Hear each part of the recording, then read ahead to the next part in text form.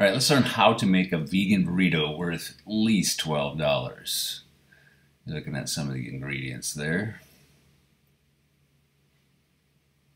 I like this particular cheese. It's delicious in this burrito. I love grilled marinated vegetables, and these two sauces mixed together or in the burrito are beyond belief delicious. I just had breakfast. This is what it looked like. Today's burrito has tomato, radish, parsley, red onion, along with those marinated eggplant and red peppers.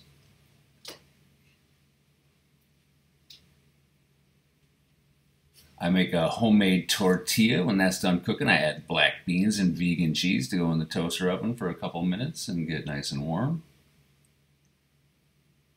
Once that's done, the veggies go on, the sauces go on. Place those vegetables on, add the sauce, and season with your favorite salt and pepper.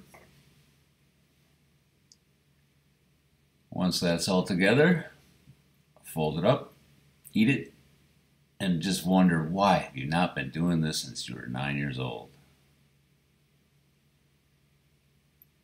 That particular burrito lasted about 90 seconds. I would encourage you all to cook with your kids.